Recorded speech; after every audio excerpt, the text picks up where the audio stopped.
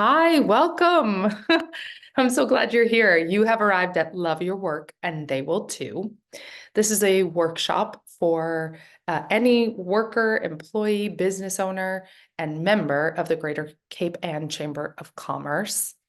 Love Your Work, and they will too is a workshop that will cover really the core facets of how to strengthen, how to energize yourself and your team, that you can love your work more deeply, and that they will too. They are your colleagues, your teams, employees, clients, customers, neighbors, and so on. I'm your host, Courtney Joly-Lowdermilk. I use she, her pronouns, and just a little bit about me. I have worked in school systems for the last 18 years, working really closely in and with schools and teams and organizations as well on content and training, really in line with what we'll cover today, building health promoting places, programs, practices, and policies. I now do that with Bridge Educational Engineering. I am a business owner. That's my business, Bridge Educational Engineering. I'm also newly a Cape Ann Chamber member. This is one of the first things I did as a business owner. It's a great network. I'm here with Michelle Pepin in this picture at a Cape Ann Chamber event. And many thanks to Michelle and Julie and Sam and Steve and the team for this opportunity. I love networking and partnering. We are so much stronger in numbers. And so thank you for this opportunity to partner. And also to anyone on the call who's thinking that they might want to partner or connect over a cup of coffee, please reach out. That's my contact information, my email, Courtney@bridgeedengineering.com, and my phone number. And in terms of our time together, your time is very precious. So two things. One, I'm going to leave it to you in terms of how you want to participate. If this is the kind of webinar you signed up for to just get some ideas going and take some notes, or just listen, whatever, however it's meaningful for you to participate, do that. I am available to dialogue or answer questions in the chat if that's something you'd like to do. But please be mindful, this session is being recorded. It will be on the Chamber website. So if you do participate with, explicit details about, well, don't participate with explicit details. We'll keep any kind of identifiers or names out of the scenarios you might want to pose. The second thing is our pace. I will do my best to kind of pack this in with ideas, and where I can support it with evidence of the reports and both self-reports of Cape Ann workers that I connected with to build this presentation and national data sets. But please know that I really am going to skim the surface of the topics we'll cover today, and that there's a lot more breadth and depth to what we'll explore together. This is essentially where we're going today, what I'm calling today's workforce priorities. These 5 topics are not necessarily prioritized 1 to 5. They're just there so we can keep good track, but they are among the top priorities, okay? So they are professional growth, right? Our workforce is looking for opportunities to grow professionally, compensation, how our workforce is meaningfully compensated for their skills and their effort. Supervisor feedback, or what feedback that supervisors provide, opportunities to learn about how we're doing at work, is really important and a priority for today's workforce. Finding purpose in the work, which means connecting what we're doing day to day to bigger missions and bigger purpose and meaning. And then generally healthy workspaces, workplaces that are conducive to doing the work. Okay, so these are the 5 areas we're going to cover today. And actually, briefly about just the timeline of this. As I look at these 5, I can't help but think that these are probably like age-old priorities for workers. This is really, all of these are very nice to have. But I think also, sort of like in the wake of 2020 lockdown, the pandemic, what I'm thinking about in terms of how all of these might have been elevated a little bit. I think about the McKinsey and Company brief report that was back in 2021. They reported that 2/3 of US-based employees said that COVID-19 caused them to reflect on their purpose in life. And about half said that they were reconsidering the kind of work they do. It makes me think about how, like, the work environments we are in now and the work environments we are cultivating alongside that, the attitudinal shift, the actual, like, great resignation, which was some, if you're not familiar, a phrase that kind of emerged out of like 2022. Around 50 million Americans took part in leaving their job with confidence that they would find better pay, better career opportunities elsewhere. The labor market was hot, and there was a lot of movement. And I think we probably all felt that in different ways, or at least know of it. I'm thinking about how sort of like timely it is that we're having this conversation, that these 5 areas really tie closely to some of the more recent movement priorities, reports, all these things that we have, all this information we have. So let's get in there. Briefly about why. I'm going to point to a couple of the data sets that I'll reference throughout the presentation. This one really stood out to me. The Pew Research Center in 2023 polled adult employees, to ask about their satisfaction with across different areas. So the first 3 areas, the priorities we're talking about, are acknowledged in this report. What you'll notice is in the parentheses, the percentiles that I've made note of are actually the percentages of workers who are extremely or very satisfied. So for example, number 1, professional growth, about 44 reported being extremely or very satisfied with the opportunities for growing professionally in the workplace. So I'm just going to flip that for a moment and say that approximately 56% are somewhat to not at all satisfied. So that's kind of the rationale. We're talking about how we boost the 44%, okay, with some of the strategies and tools we'll talk about today and approaches. Similarly, with compensation, about 34% of workers reported being extremely or very satisfied. So that means that 66% were somewhat to not at all satisfied with the compensation they were getting. So we'll talk about ways that we can attract workforces, keep and have satisfied workforces by compensating them meaningfully. And then supervisor feedback, again, about half were satisfied, very extremely or very, and the other half somewhat to not at all. So room for growth there. Finding purpose at work is, again, there's quite a body of evidence of why this is important. But this one piece from the McKinsey and Company report of 2021 stood out to me. In particular, that 85% of frontline managers and frontline employees were unsure or disagree that they can live purpose in their day-to-day work. That's significant. That struck me when I read that, thinking about what it means then.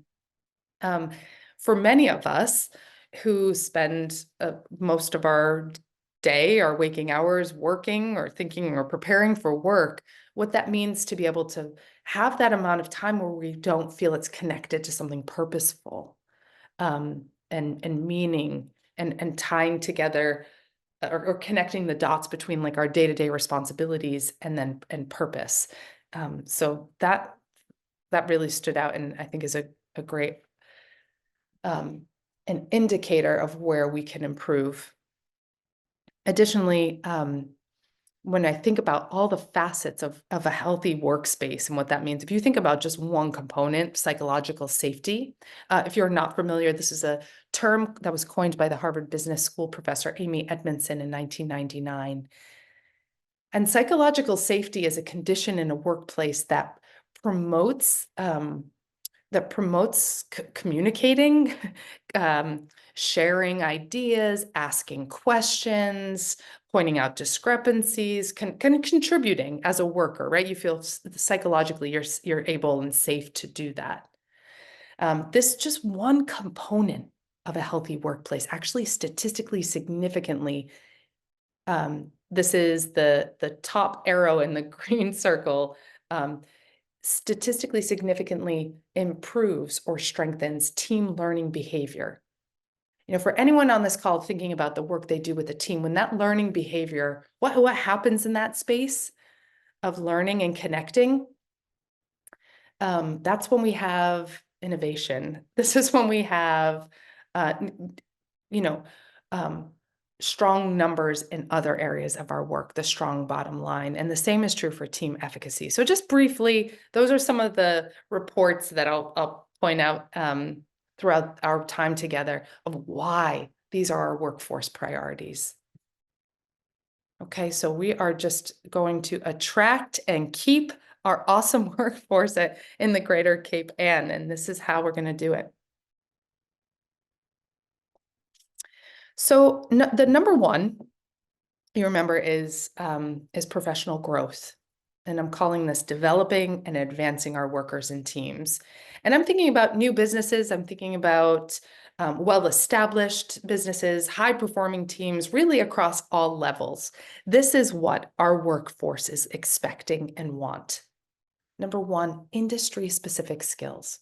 I want to be trained and competent in things that will help me do the good work I need to do in this industry. I want to be informed.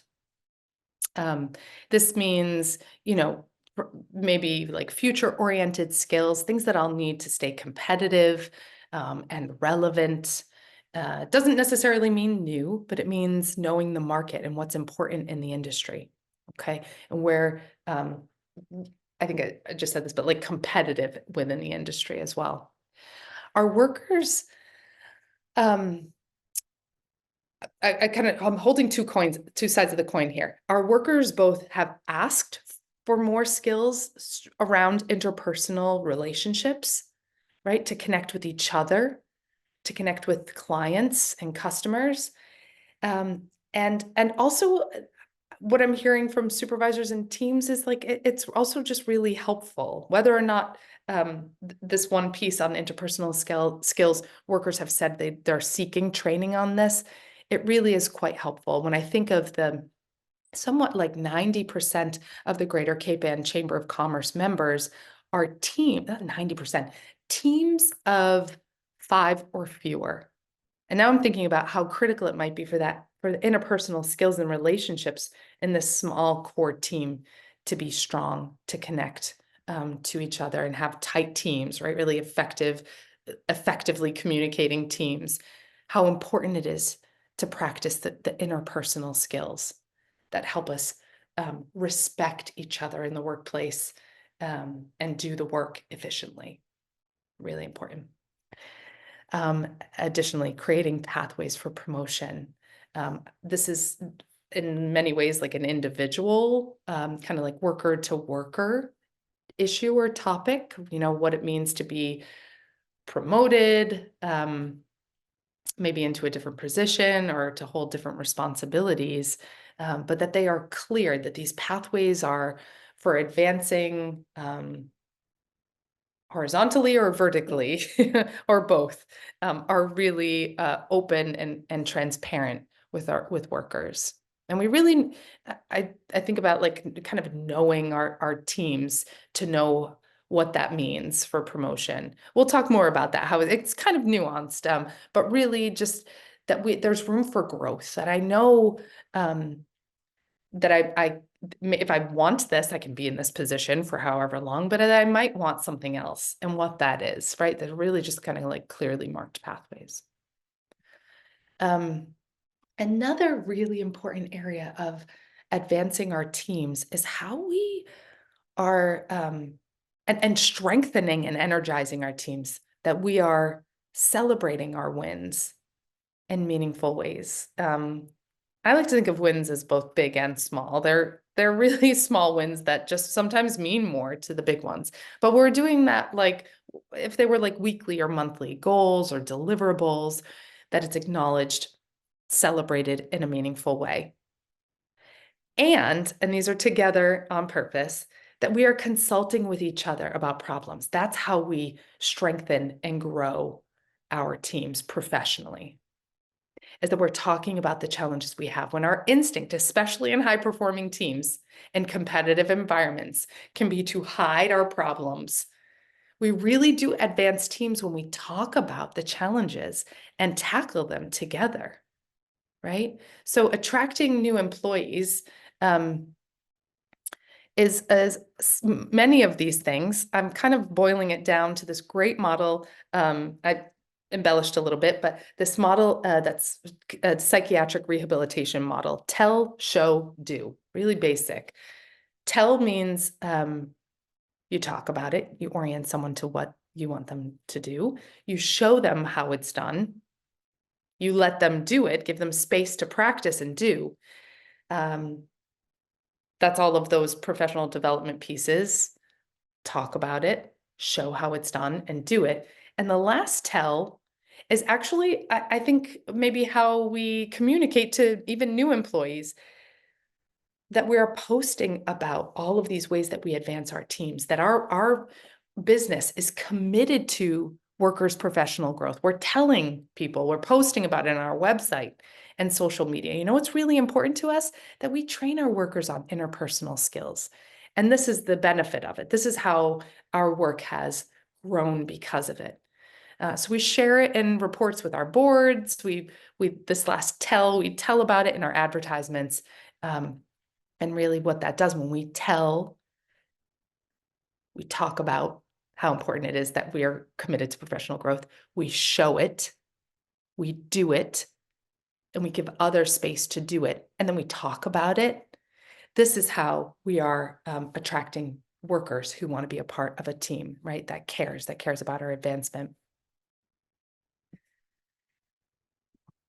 Along the same lines, we're still on professional development and how we are advancing workers and teams. I don't think it's too sort of like simple to acknowledge how important it is that we are the day to day and over time reinforcing and orienting to what we are doing.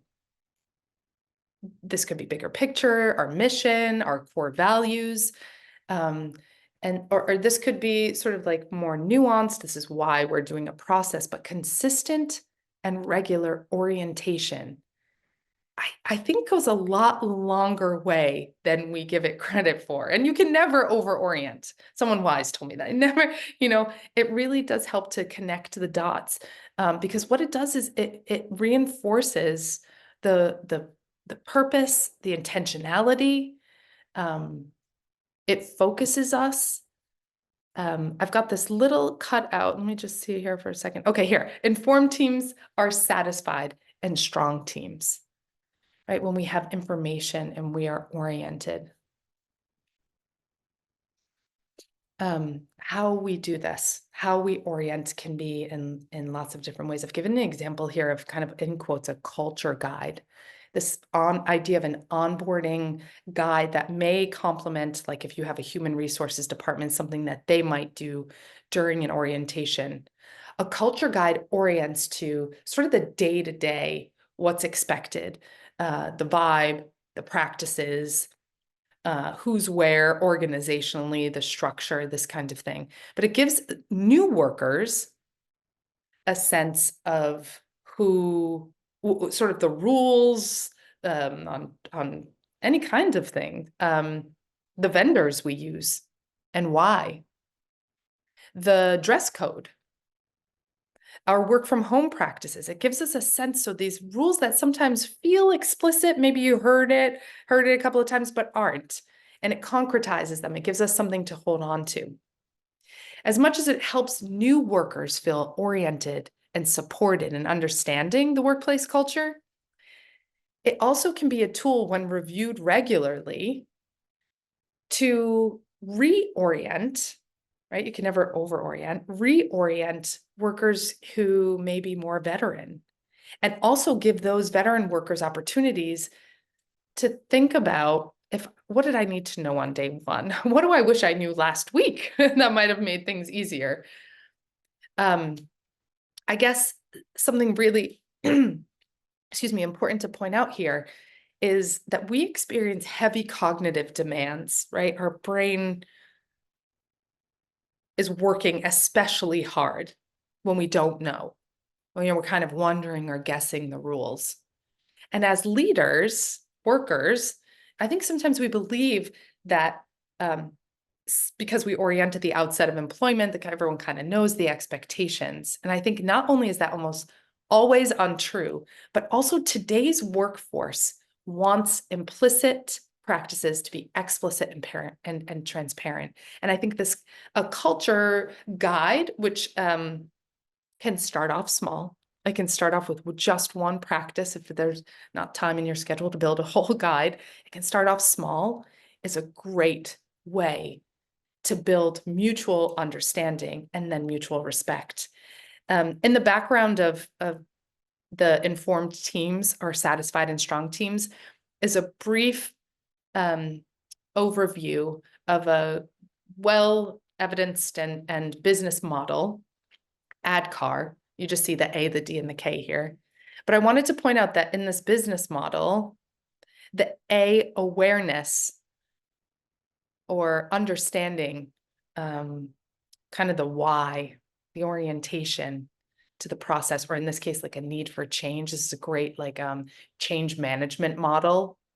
We start with awareness if we really want the change to happen. We start with awareness when we want our team to be informed.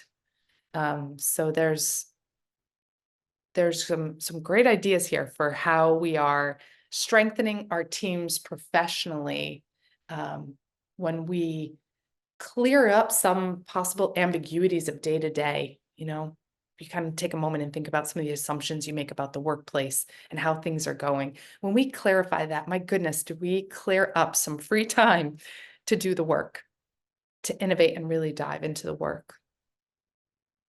Okay.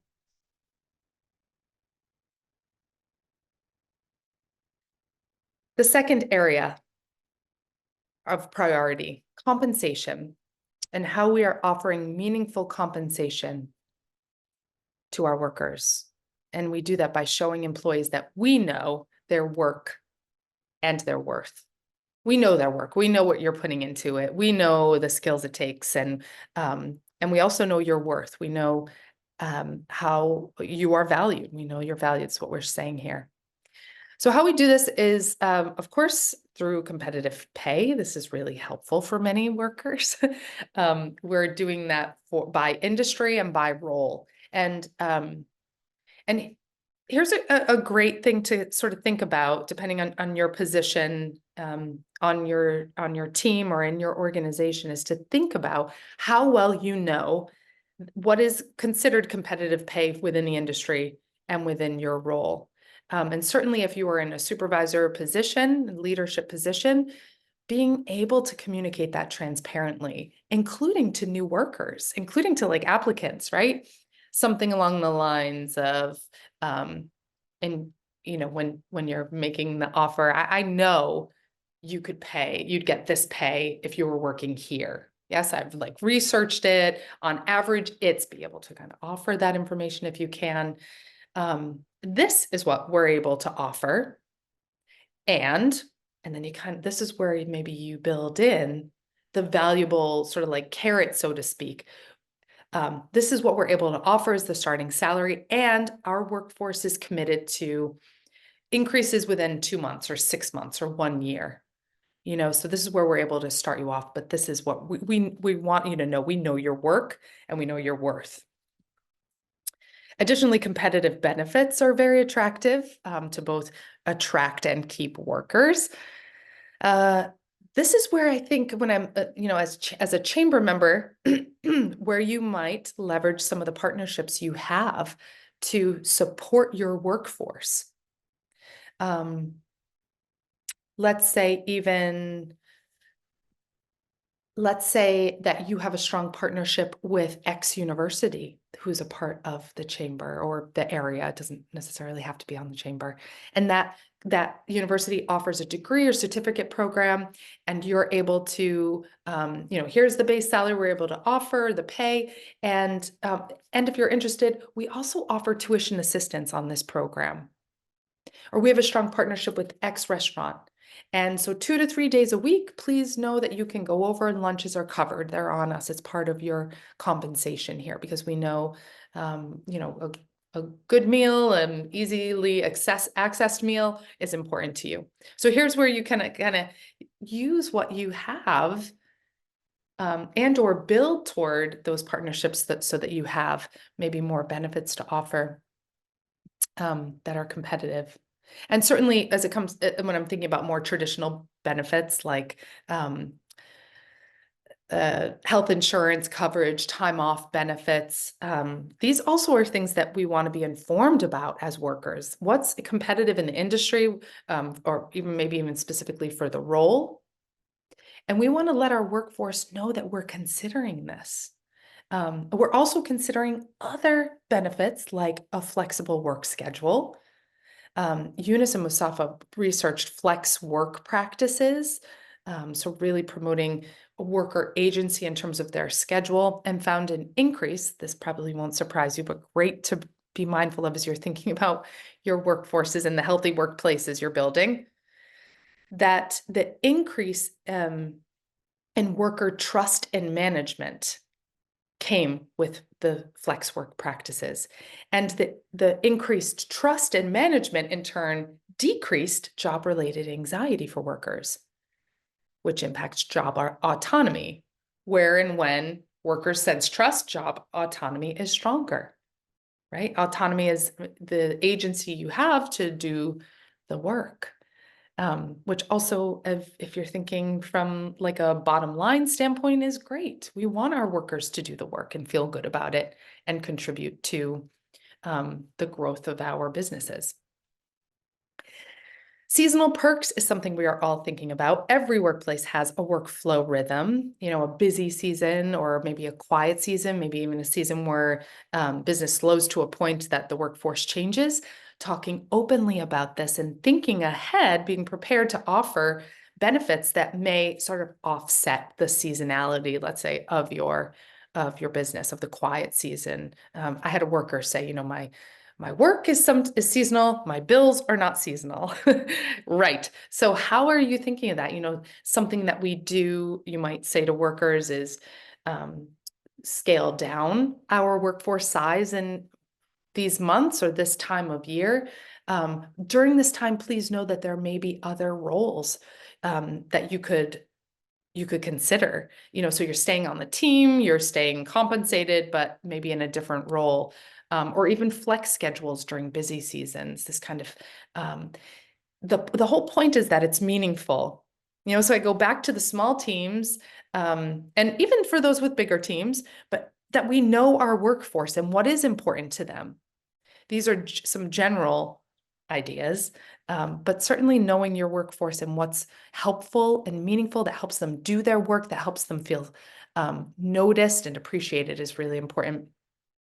Lastly, recognizing the work that's being done and the visibility of achievements are lots of ways we can do that. Many of us have websites and where we can post about these things or newsletters. Maybe there are events or banquets, this kind of thing. There's a mechanism called AwardCo that I'm just learning about AwardCo. This is kind of like an online platform that manages job well done that turns into some kind of other compensation. So that might be something, I'm sure there maybe this or other platforms that give workers a way to recognize each other and then also have meaningful outcomes.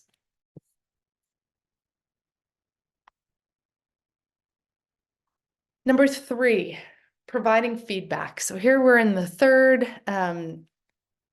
priority area of supervisor feedback.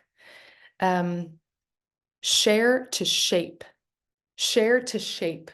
We share feedback to shape our workforce. to shape the skills, the cohesion, the productivity, the performance of our teams. We share feedback to shape and strengthen. So we're providing feedback here in a way that is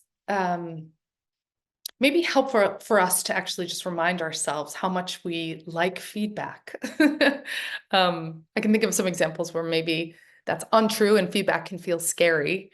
But it actually is really overall, even if we're not doing a great job, overall, most workers will say, I like to know how I'm doing at work, you know? And I suspect, as you're thinking about where feedback naturally happens in your workflow rhythm, maybe like an annual review or a mid-year review, there's a lot of room in between those. So thinking about feedback as a practice that's a little more regular and feedback that feels useful. Here's how we recommend this happens. First, you can't forget this part. I know it feels basic, but it's so important to say, establishing time and place for this to happen. The feedback we give our workers or each other cannot necessarily happen just by chance. Yeah. So establishing a time and a place means, I'd really, finding that time that works for you and the worker or workers you're connecting with. We're not just hoping that we cross paths in the hall or swing by, their office at a certain time. And the reason for this is that asking for time and place invites this intentionality to the conversation. It also, I'm kind of dipping into the second bullet point here about two-way feedback. It also could be a chance if there's something that you want to share, it could also be a chance for you to ask this worker or person if they might also think about the topic. Could we find a time and place to talk about X? And this invites this person to be prepared, which is a way to respect their time and their ideas. Some of us think quickly on our feet. Some of us, or we think quickly, maybe in the moment. Some of us need time to process and be prepared. And that's really respecting that. Additionally, when you think about what happens in feedback meetings, even if the feedback is positive, like you're getting a promotion, this can be exciting. Or if it's maybe a more challenging conversation, maybe the feedback is also going to parallel a process of like being written up. This can be embarrassing. How any range of emotions that come from this feedback that you're getting or giving might warrant some downtime after that, time to really process what happened, productively move through feelings like, what is this going to mean for me? What do I do next? How is this going to impact my family? Anything that you might be kind of imagining. So establishing time and place is both, we've dedicated this time to talk about it, and there might be time built in afterwards for processing. I don't want to underestimate that. That can be really valuable. I also just, if I can kind of come back up to the top of like what providing feedback means. And when I think about the word shaping, I think about changing. Providing feedback can be about change, but it can also just be about reinforcing this action or behavior, right? When we give feedback, we're either reinforcing it and hope that it'll keep happening and grow, or redirecting it. And either way, really, all of these is just to say all of these bullet points, I think, play really well with whatever kind of feedback is being given. The two-way feedback. Can I just say this is so nice to have a supervisor or a teammate, a colleague, a partner invite feedback back. I have things I want to share with you. I'd like to know what you think, and this could be anywhere from explicitly making it part of a performance review meeting where we're going to exchange ideas, to explicitly asking, I've been thinking about like, what could I have done differently? When this happened, I don't, it went well. do you think it went well, or it didn't go well? What might I have done differently? And opening it up. There are other avenues as well. Human resources branches of your organizations or employee assistance program resources, that making them known and available as another mechanism for feedback.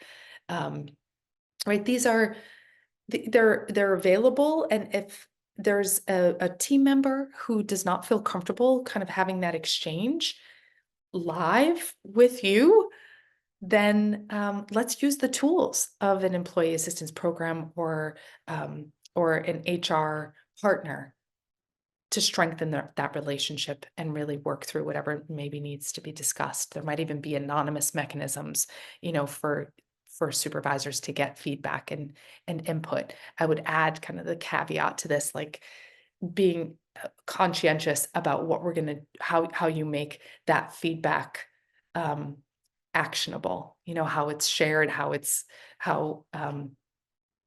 what you do with it, Another part of feedback is to listen, clarify, and listen, this rhythm or cycle of being really clear on the other person's impression. A cyclical process to gather information, to understand really before I launch into this needs to change, or this is what I saw. Seeking to understand and making sure you have all the information, giving room for clarification to happen. Which reminds me of this mechanism of giving feedback called, you might have heard of it, the compliment sandwich or the feedback sandwich, in which you offer a worker a compliment, and then the feedback comes somewhere in the middle, and then you sandwich the feedback in with another compliment. And for a handful of reasons, this does not work. So I'm going to say, as part of providing feedback, avoid the compliment sandwich. You see, the feedback is now right in the middle and perhaps lost for the worker. When I think about the percentage of workers who reported being, somewhat to not at all satisfied with the feedback they're getting, perhaps they are getting it, but it's like stuck somewhere in the sandwich. But also, the feedback compliment model does set a worker up every time they get a compliment to maybe be like a little conditioned for feedback to come. And I invite those things to stand alone. A compliment can be a compliment on its own. You did great today. You knocked it out of the park today. Leave it there. And feedback can be different. The last piece of the compliment sandwich I will say is that offering feedback can still be dialogic, an exchange, a give and take. And when I'm doing a compliment, feedback, compliment, if the worker picks up on it, what's lost is any opportunity to explore how my feedback is landing, how my feedback can be operationalized. Does this make sense?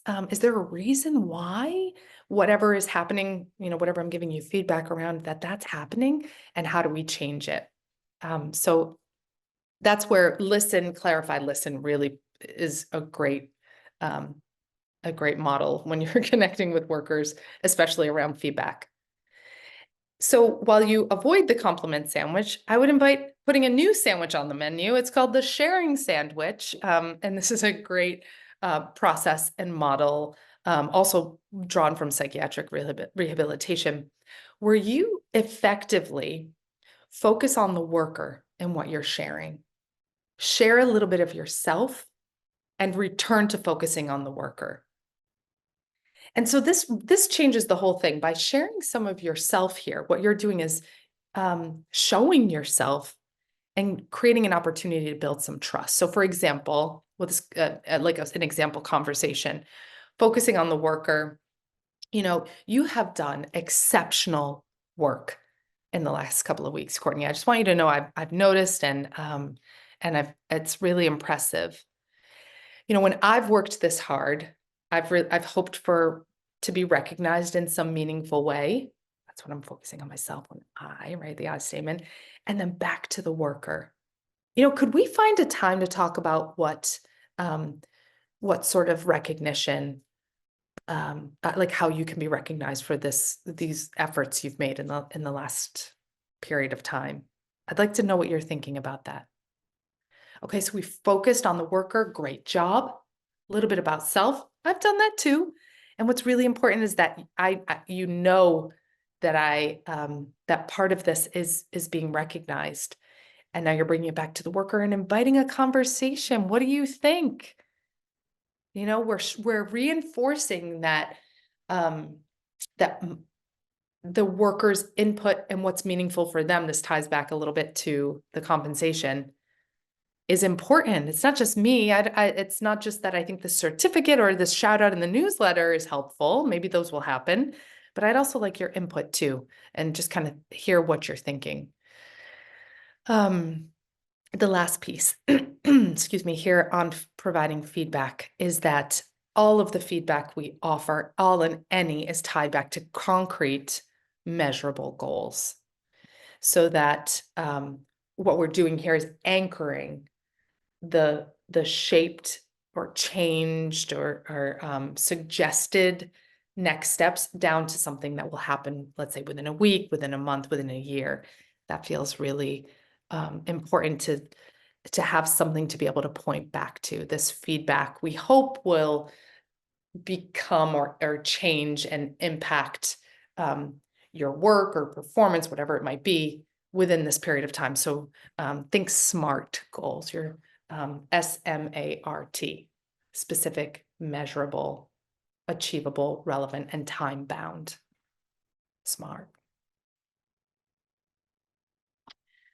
Providing feedback can probably happen around one or more of these 4 core areas.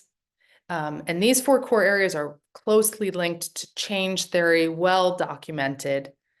I imagine each of these 4 areas as like knobs on my dashboard in my car, where you can kind of turn them up, like the bass and the treble and the volume. Information, skills, self-efficacy, or the belief in yourself, and need. These 4 things, when they come together, are turned up enough, that's when change happens. So when we think about why something would need to change, and I'm gonna kind of ask you to think about a time where feedback is given so that maybe something is shifting. It doesn't have to be negative, but something is shifting. Okay. Let's give kind of like think about a really high performing team, a high performing, high achieving worker, who, maybe you're thinking like you just want to make sure that this is sustainable, that their pace is sustainable. Everything's going really well. Everything, there are really no indicators of like poor performance or things that you would say like you really need to do better. Already kind of high performing, and really the feedback you're given or the difficult maybe perhaps conversation you're having is around like how is everything? Like how can it, you're exceptional all the time. Where's your break? Where's your vacation? This kind of thing, it doesn't have to be negative feedback, but just feedback around these areas. What you want to do is make sure that we're kind of like as investigators, and this is for our colleagues, this is for, you don't have to be a supervisor to think this way, where if something's going to change, might the dial be turned up on one or multiple of these? Where can more information be given? Where can skills be developed? Where can someone's belief in themselves grow? And where is need, their perceived need that this really needs to happen? Where can that be sort of like dialed up? And I like to think about these in terms of giving feedback too, making them questions. So, when you, for example, are asking someone about like a process, let's say the feedback is around a particular process, going from paper to paperless. And you're checking in on this person's competency, around this process as a worker? Where, like, I just want to make sure, do you have all the information to make this happen? Because let's say it's not happening, or it's not happening as efficiently as you imagined. Or I know we went over the process, but maybe we could practice, do you feel confident in the skills, or do you feel confident at all? These are, these 4 areas can be what drives the questions. And then certainly as you build them up, what drives the change. Okay. Around, and this ties to our first point, around growing professionally. We need these things to grow professionally. We need to know there is a need about certain expectations. Everyone in this workplace must do this, and everyone must believe that vacations are good too. Everyone takes their time. Everyone takes the compensation they deserve. And we're providing this feedback with compassion, conviction, and courage. I like these from Offner. Compassion, that we're providing feedback, leaving room for questions, leaving room for their workers' strong feelings or disagreement. And in this case, we're responding and sticking to the facts. Conviction, and because if we're not sure, we actually leave room for doubt and disregard. But yeah, I really believe this is important, that it's part of my job. It's part of the team that I'm building and encouraging. And we provide it with courage, even if it feels difficult. So not just feedback, but focused feedback on these areas, plus compassion, conviction, and courage, help workers understand, grow, trust, and stay.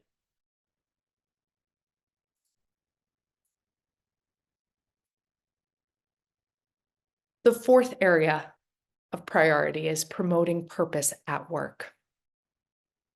Our work and life outcomes are stronger when we have a sense of purpose. It focuses our attitude, it focuses our attention.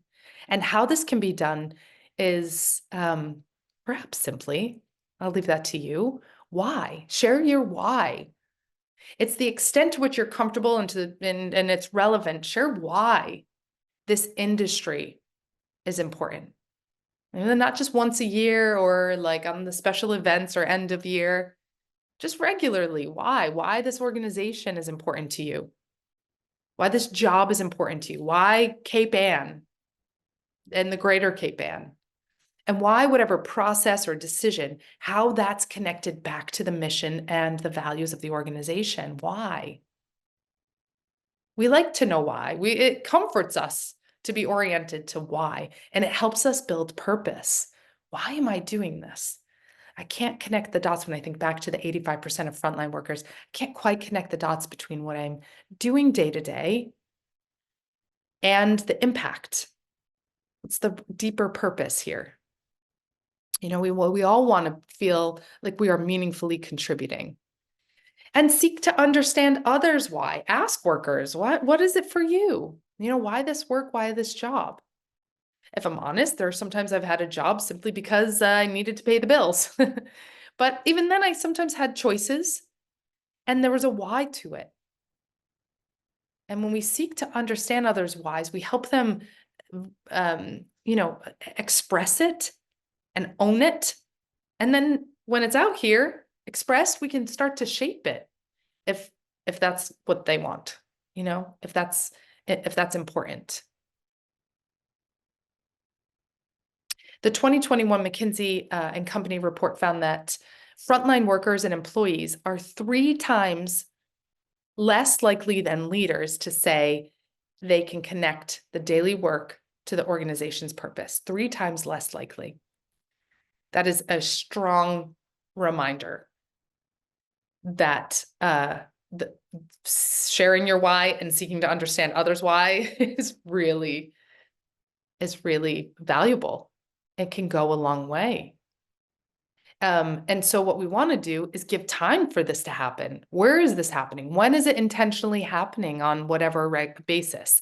Daily, weekly. I'll give some examples, like a weekly staff meeting, of the beginning of day sort of like pep meeting that might happen. The change of sort of like the workers. So like at a shift change, for example, when people are sort of like at the coming and going point, where and when is this intentionally built in? There's in the world of education, you often hear people say, you can tell a lot about a school by looking at the school schedule and the calendar. And I would say the same is true for businesses. How is time built in to promote staff purpose and for staff to reflect on this? Because time to reflect on purpose was also a barrier. That same report said that employees were 10 times less likely than management to report they had opportunities to reflect on the purpose. So, sometimes I think like, where does this really happen? Maybe a retreat, or maybe like in a management meeting. What about sort of like the on the ground day-to-day practices? How is that happening? And where can we cultivate more of that? How might we also think about building out purposeful projects? I think it was the frontline managers and employees, again, same report is really interesting, 9 times less likely to say that they had a supervisor foster opportunities for them to work on purposeful projects. This comes back to understanding what is purposeful to them, really taking the time to know that and not assume that because they applied for the job and they're in the job, that the day-to-day work feels purposeful, but exploring the opportunities for that and knowing what purpose means and connecting that to projects. Where does it connect with the business? Where can it grow your not only workers' sense of purpose day to day, but also like the work? Where can it grow purpose in the work? Purpose-driven work really does focus us. It's also really satisfying, and we want our workers satisfied. That helps them stay, it helps them be productive. Let's move into this last piece of maintaining healthy workspaces. There are lots of areas we could cover here. I've, again, just chosen a few to think about. The first is cultivating useful partnerships among workers and teams. So strong relationships. I go back again to like the interpersonal skills we talked about a little bit earlier, but I want to point out a model that I learned from the Washington State Community Connectors called the zone of usefulness. Okay. And so this zone of usefulness, if you want to kind of think about this space, this zone where partnership happens, where worker autonomy happens, where collaboration happens, ideas are shared, input is offered, shared decisions are made. Okay, that's the zone. Outside of the zone on either end of a spectrum, kind of like handing this, but generally are enabling and ignoring. And those phrases can really put people off. So let me just tell you that enabling really just means doing for. This happens all the time. It happens because it's helpful. Sometimes it saves time. There's a lot of reasons why we enable or do for. Okay. The same is true for ignoring, not attending to. And that also there is utility sometimes to ignoring and reasons why things are ignored. So partnerships happen really outside of those two, enabling and ignoring. And I'm going to give you an example of enabling or doing for, and where it's easier. Let's say on this team, a worker who maybe is kind of working on or developing the four information skills, self-efficacy, and need. Let's say those are happening where they're not quite sure about a process and seek your support around it. Ask for some consultation on it.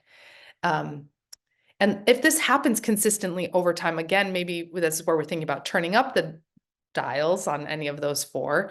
But if it's happening over time, you might just feel like, I'll do it myself. I will do four because that's easier, finishing the report or whatever editing or whatever process. This becomes an unuseful partnership because now you are doing somebody else's work, and it might actually be part of the relationship or the partnership where they're kind of counting on this to happen. So useful partnerships is not those things. And we can certainly talk about the zone of usefulness more and how to evaluate why we do for or ignore, how it makes us feel, how it makes other people feel, and really what the outcome is, really measuring how practical, sustainable, useful it is to do these things, okay? So in healthy workplaces, we're building partnerships. One part of this is we're thinking about sort of the front end onboarding and growing teams is instituting equitable hiring practices. These are equitable in terms of like the number of I guess equitable in terms of like what happens during each phase of hiring. So like the number of phases, what happens during them from applicant to applicant across and consistently. For that there's equitable opportunities for applicants to engage in meeting staff or visiting, that our processes for accessing accommodations to participate in parts of the hiring process, including interviews, are really concrete, and everyone involved in hiring is really clear on the practices. So maybe there's some kind of like, excuse me, training that happens for the team, or that these practices are even built with input from the team.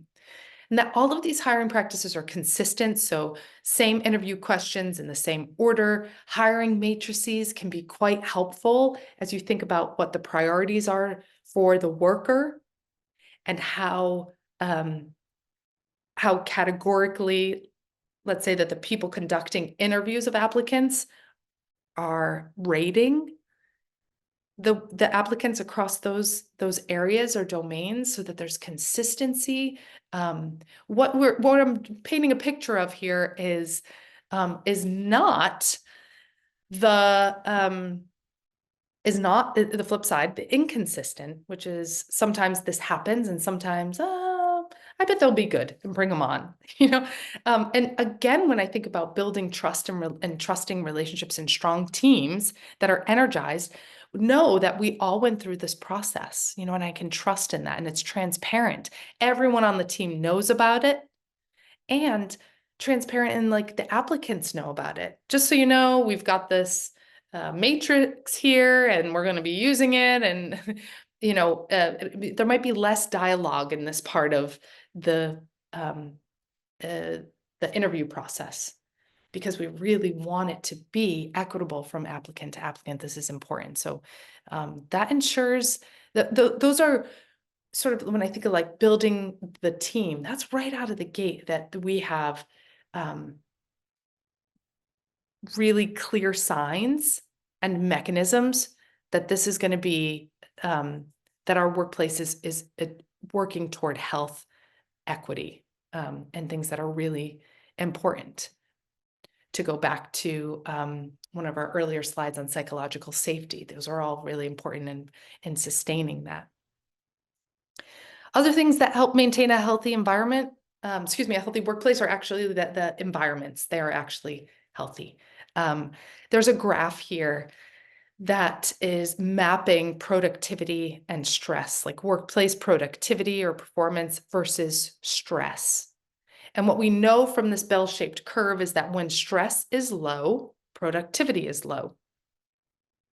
When stress is too high, I'll say not just low, but too low, like really low, like zero, productivity is low. And when stress is really high, productivity is also really low. So that we do, as humans, operate with ample stress productively, or to them as max productive as we can be. Yes. So this is very individualized, but generally what we're talking about is creating workspaces where stress and stressors are reduced, and especially unnecessary stressors. When I think back to the sort of the culture guide, unnecessary stressors are sort of like the unwritten rules or expectations, where someone's really just waiting for you to figure it out on your own, instead of being transparent about something. Okay. Our healthy work environments are accessible, meaning they can be accessed by individuals with any kind of challenge or impairment or disability, mobility, hearing, visual, sensory processing. I think accessible in terms of both accommodations, as in like ADA, the Americans with Disability Act Amendments Act, those accommodations, but I also think in terms of what's available, where adjustments can be made in the workplace, for example, in bigger staff meetings, versus the mode of sort of like the question and then the question posed by someone in the group and everyone kind of chimes in when they're ready, versus the question being posed and everyone has 1 to 2 minutes in quiet to think about how they might want to answer that. They have 1 to 2 moments without needing to respond, to process, and where that really does make it more accessible. Healthy environments are clean environments. Full disclosure, I like to make a mess, so clean can be relative. As I think about the audience here, many of you again are on teams, most of you of 5 or fewer, many of you are like 90%. So that does give those smaller and more intimate teams opportunity to explore what clean means, like individually and as a team. The bottom line is that it may be subjective for the team itself, but that it promotes productivity, and it's not to the point that it's creating stress, or the lack of cleanliness is such a high stressor that it is impacting productivity. I have a note about appealing to senses, because that again maybe is definitely subjective, but maybe something that you're exploring as a team, in terms of just kind of like openly, how is this inviting and productive for us given the work that we do? Okay. And then safe physically to navigate, to be in, and as we alluded earlier, safe in terms of psychological safety. So again, psychological safety is a condition of a healthy workplace. It invites the expression of ideas, suggestions. I like this one, pointing out discrepancies, because this is how growth happens. It's a touchy one though, because when we have discrepancies pointed out to us, it can be uncomfortable. It can be a little point of tension or a big point of tension. Okay, but they're critical for in terms of when teams are their performance or expectations for performing are high and the psychological safety is high, that's when learning happens. That's when you get your high performing team. So they're really critical. We can't not have these things happening. Psychological safety promotes being in the learning zone, which also reminds me of like the zone of usefulness. It's high performing, it's transparent, it's collaborative. So clear workplace culture promotes this kind of like knowing the rules, around personal sharing, around the pace of the work, around the meetings that happen, when breaks happen, really across the spectrum of cultural things that you would want to know and kind of the day-to-day. And clear boundaries about what happens in the workplace and where things happen. Skills and supports are necessary. We need to feel supported. When I think back to some of the things we discussed earlier, like the benefits of the workplace, and the supports that are really happening on the Greater Cape Ann and even just through the Chamber of Commerce, that whole network, that is a great benefit to workers. Did you know that they get together for coffee and conversation? You can, as an employee of this organization, meet people who are your neighbors, people whose services you might want to access, for like at work or personally. Partnerships that might enhance your work, enhance how you feel at work, enhance how you feel connected across Cape Ann. Offering skills and supports is one of the top priorities in the workplace, as far as I'm concerned. It can be one of those things you feel is a checked box. It really can. And so revisiting it and making it part of a part of a norm for your organization is quite valuable. And this can happen a lot of ways, normalizing how mistakes happen and failure happens. This is certainly contributing to positive psychological safety. You do that by sharing your own mistakes, by praising failure. I could talk for a long time about that, how important that is and ways to do it. On the flip side, of course, encouraging and praising, trying. Let's give it a shot. We mostly have this product ready to go. Encouraging and praising, trying. I mean, I think about the team that I was leading during the pandemic when, as many educators would say during that time, you are overnight entirely online, shifted. And everyone tried. Everyone gave it a try, and some things really worked and some things didn't. But we only knew by trying. Again, our workforce priorities are encouraging professional growth, providing opportunities for that to happen, compensating competitively, offering focused feedback with courage, with conviction, with compassion, promoting purpose, and maintaining healthy workspaces. These are some of the references. And again, the slide deck will be available on the Chamber's website. These are great references. There's some of the reports that I mentioned, but also some of the tools and organizations that do great work. I did mention AwardCo as an employee rewards and recognition software. I'd love for this resources section to really blossom. So again, I deeply appreciate your connection, your ideas, your input, your partnership, and I would love to work together. So give a call, text, email. That's my website, Bridge Educational Engineering. I am so grateful for your time. I wish you the very best, and I hope to see you around. Thank you so much for joining today.